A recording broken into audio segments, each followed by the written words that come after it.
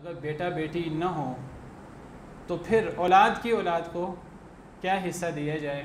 तो अल्लाह ताला ने यहाँ बेटा बेटी का लफ्ज़ इस्तेमाल नहीं किया, अल्लाह ने लफ्ज़ औलाद इस्तेमाल किया है। औलाद वलद की जमा है, तो वलद से मुराद औलाद, और औलाद में बेटा बेटी भी आते हैं और औलाद की औलाद भी आती है। यानी डायरेक्ट बेटा बेटी भी आते हैं और इनडायरेक्ट बेटा बेटी। इनडायरेक्ट से मुराद है वास्ते के साथ, यानी एक मर्द या औरत उनकी अपनी औलाद बेटा बेटी या उनकी औलाद की औलाद। अब औलाद की औलाद की दो सूरतें हो सकती हैं। एक सूरत है कि एक आदमी या एक औरत का बेटे की औलाद मौजूद है, फौत होने वाला मर्द या औरत, उसकी अपनी औलाद तो ज़िंदा नहीं है, थी, फौत हो चुकी है उससे पहले, उसकी औलाद की औलाद यानी बेटे की औलाद मौजूद है। बेटे का बेटा या बेटे की बेटी, जिसको पोता पोती कहते हैं, और या फिर बेटी की औलाद मौजूद है, नवासा या नवासी। तो जब नवासा नवासी की बात आएगी, बेटी की औलाद की बात आएगी, बेटी बेज़ाते खुद तो वारिस है, लेकिन अगर बेटी की औलाद आएगी, बेटी की औलाद अपने नाना से या अपनी नानी से वारिस नहीं होती, वो उलुल अरहाम में से होती है। उलुल अरहाम का मतलब है अगर कोई असहाबुल फ़राइज़ ना हो तो वो फिर वारिस हो सकती है, लेकिन ऐसा बहुत कम होता है। तो नवासा नवासी वारिस नहीं होते, वो असबा या असहाबुल फ़राइज़ नहीं होते। बेटी की औलाद वारिस नहीं होती, बेटी ख़ुद वारिस है, उसकी औलाद वारिस नहीं है। अगर बेटी ख़ुद फौत होगी उससे उसकी औलाद वारिस होगी। नाना नानी से बेटी अगर फौत हुई हुई है उसकी औलाद वारिस नहीं होगी असबा या असहाबुल फ़राइज़ की मौजूदगी में। हाँ, बेटे की औलाद वारिस होती है, चाहे बेटा ख़ुद मौजूद ना भी हो, पोता या पोती, वो वारिस होते हैं, और वो उसी तरह वारिस होते हैं जिस तरह बेटा बेटी वारिस होते हैं। यानी अगर एक आदमी फौत हुआ, उसके वरसा में बेटा नहीं है, बेटी भी नहीं है, पोता पोती हैं, तो वही सूरतें जो हमने बेटा बेटी की पढ़ी हैं वही सूरतें पोता पोती पर लागू होंगी। यानी अगर पोता पोती दोनों हैं, एक आदमी फौत हुआ, उसका ना बेटा है ना बेटी, एक पोता है एक पोती है, चाहे वो पोता पोती एक ही बेटे से हों जो फौत हो चुका है, या पोता जो है वो एक बेटे का बेटा मौजूद हो, वो बेटा ख़ुद फौत हो चुका है, उसका पोता मौजूद है, और दूसरा बेटा वो फौत हो चुका है, उसकी बेटी मौजूद है, तो एक ही सूरत है, कोई फ़र्क नहीं है इन दोनों मिसालों में। तो पोता पोती जब भी आएंगे तो एक बेटा एक बेटी की तरह, एक पोता एक पोती को हम असबा शुमार करेंगे।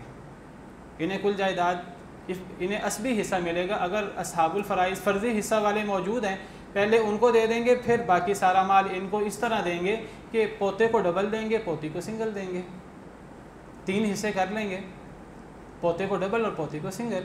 अगर 2 पोते 2 पोतियाँ हैं तो 6 हिस्से करके पोतों को 4 हिस्से दे देंगे, पोतियों को 2 हिस्से दे देंगे। अगर एक पोता 2 पोतियाँ हों तो 4 हिस्से कर लेंगे, पोते को 2 हिस्से दे देंगे, पोतियों को 1-1 हिस्सा दे देंगे। और अगर 2 पोते और 1 पोती हों तो 5 हिस्से कर लेंगे, और पोतों को 2-2 4 और पोती को 1 दे देंगे। तो कोई फ़र्क नहीं है बेटा बेटी हों या बेटा बेटी नहीं है तो पोता पोती हैं तब। और अगर सिर्फ़ पोती मौजूद है, पोता मौजूद नहीं है, तो वो ऐसे, और बेटा बेटी भी नहीं है, तो वो ऐसे ही है जैसे कि एक बेटी हो। एक बेटी नहीं है तो एक बेटी की जगह पर ना बेटा है ना बेटी, एक पोती मौजूद है, तो वो एक बेटी की तरह कुल जायदाद का आधा हिस्सा लेगी। वह इनकानत वाहिदतन फलहा निस्फ, इस नस की वजह से, क्योंकि अल्लाह ने फरमाया अगर वो एक हो, वो औरत एक हो, ये नहीं फरमाया वो बेटी एक हो या वो पोती एक हो, उसमें बेटी भी एक हो तब भी आधा, पोती एक हो तब भी आधा। और अगर वो ज़्यादा हों, 2 से ज़्यादा हों या 2 हों, जैसे मैं वजाहत कर चुका हूँ बेटियों की सूरत में, पोता ना हो, 2 पोतियाँ हों या 2 से ज़्यादा पोतियाँ हों, तो वो कुल जायदाद का 2/3 लेंगी। जिस तरह बेटियाँ अगर ज़्यादा हों तो वो कुल जायदाद का 2/3 लेती हैं। तो बेटा बेटी अगर मौजूद हों जो इनकी सूरत है, वही सूरत अगर बेटा बेटी में से कोई ना हो, पोता पोती हों, तो वही सूरत पोता पोती की होगी। और अगर सिर्फ़ एक पोता है, जैसे मैंने जिक्र किया, एक बेटा हो कुल माल वो लेता है, एक पोता हो वो भी कुल माल लेगा, और अगर ज़्यादा पोते हों तो वो कुल माल में बराबर के हिस्सेदार होंगे।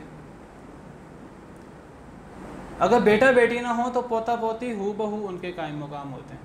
और अगर नवासा नवासी हों वो उनके कायम मुकाम नहीं होते, वो सिर्फ़ एक सूरत में वारिस हो सकते हैं नवासा नवासी, अगर कोई एक भी असबा ना हो, कोई एक असहाबुल फ़राइज़ ना हो, वरना वो वारिस नहीं होते। अब सवाल ये पैदा होता है, ये तो तब है जब बेटा बेटी ना हो, फिर पोता पोती की क्या सूरत है, वो बेटा बेटी की तरह है। लेकिन अब अहम सवाल जो पैदा होता है कि अगर बेटा भी मौजूद हो और पोता पोती भी मौजूद हों, या बेटी भी मौजूद हो और पोता पोती भी मौजूद हों, तो इस बारे में याद रखिए कि इस्लाम में अल अक़रब फ़ल अक़रब का उसूल है विरासत में। अल अक़रब फ़ल अक़रब, एक बेटा भी ज़िंदा हुआ मैयत के वरसा में, अब उसके 10 पोते पोतियाँ हैं बिलफ़र्ज़ उन बेटों से जो फौत हो चुके हैं। अगर एक बेटा भी ज़िंदा है मैयत का, तो पोता पोती में से कोई एक भी वारिस नहीं है, क्योंकि बेटे की मौजूदगी में पोता पोती वारिस नहीं हो सकते। एक बेटे की मौजूदगी में भी ना पोता वारिस है ना पोती वारिस है। यतीम पोता हो, चाहे वो अभी वो बालिग भी ना हुआ हो, उसका बाप फौत हो चुका है, वो अपनी फौतशुदा बाप की विरासत नहीं ले सकता। हमारे पाकिस्तानी कानून में ये मसला गलत बयान हुआ है। यतीम पोते को वो फौतशुदा बाप का हिस्सा देते हैं, जो कुरान करीम के सरी ख़िलाफ़ है, अहादीस मुबारक के सरी ख़िलाफ़ है।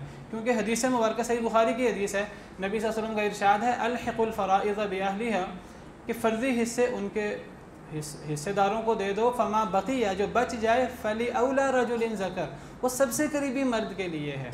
सबसे करीबी मर्द बड़ा अहम लफ्ज़ है, सही बुखारी की हदीस है, सही मुस्लिम में भी है। यानी अगर एक बेटा है और एक मसलन बीवी है फौत होने वाले की, और एक बेटा है और एक पोता है, अब बीवी असहाबुल फ़राइज़ में से है, बीवी को उसका फ़र्ज़ी हिस्सा देंगे, वो इस सूरत में 8वां बनता है। उसको उसका फ़र्ज़ी हिस्सा 8वां हिस्सा देने के बाद जो बाकी माल बचेगा, हदीस मुबारक बड़ी सराहत से ऐलान करती है, वो सबसे करीबी मर्द को मिलेगा। अब मरने वाले का करीबी मर्द वो बेटा है या पोता है? वो बेटा है।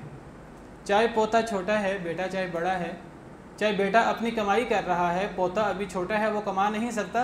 ये जो है ना कि हमने यतीम की कफ़ालत करनी है, हमने गम गुसारी करनी है, हमने छोटे बच्चों के मसलों को हल करना है, मैंने इस पे भी पूरा मैं तफसील से बयान कर चुका हूँ कि गम गुसारी के लिए इस्लाम के दीगर अहकामात मौजूद हैं।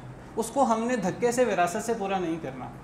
अगर धक्के से हम विरासत से हमदर्दियाँ लोगों की करने लगें और गरीब लोगों को और यतीम लोगों को हिस्सा देने लगें, तो फिर बहुत बड़ा इतराज़ वारिद होता है विरासत के अहकामात पर। एक अरबपति बाप है, एक अरबपति बाप फौत होगा तो उसकी विरासत उसकी अरबपति औलाद लेगी, उसकी विरासत उसका झोंपड़ी में रहने वाला नौकर नहीं ले सकता। अगर आपने यहाँ ले आना कि इस्लाम में हमदर्दी है, वो नौकर के साथ भी हमदर्दी होनी चाहिए। आप वैसे दे दें, विरासत में से कोई हिस्सा देना है तो दे दें सदक़े के तौर पर। कोई बेटा कोई वारिस अपने हिस्से में से कोई दे दे। ये नहीं कह सकते कि विरासत में से हमने आधा हिस्सा वो उस ड्राइवर को दे देना है, उस खानसामा को दे देना है जो पूरी ज़िंदगी उस अरबपति ताजिर की, उस अरबपति शख्स की खिदमत करता रहा। ये बाकी अगर एक आदमी के घर में कोई ड्राइवर काम करता है, कोई खानसामा काम करता है, कोई और काम करता है, उसके लिए इस्लाम में अलग अहकामात हैं, उसको विरासत से हल ना करें। मैं सिर्फ ये कहना चाह रहा हूँ। तो यतीम पोते को या हमदर्दी को ला करके, वो यतीम पोता है, वो कुछ कमा नहीं सकता, तो हम उसको उसके बाप का हिस्सा दे दें, फौतशुदा बाप का नहीं। अगर तो बेटा मौजूद है, बेटे की मौजूदगी में ना पोता वारिस हो सकता ना पोती वारिस हो सकती है। और अगर बेटी मौजूद है, बेटा नहीं है, बेटी मौजूद है, बेटी की मौजूदगी में पोता पोती वारिस हो सकते हैं। बेटी अगर आ जाए, एक बेटी है तो बेटी आधा हिस्सा लेगी और जो बाकी माल है वो पोता पोती लेंगे।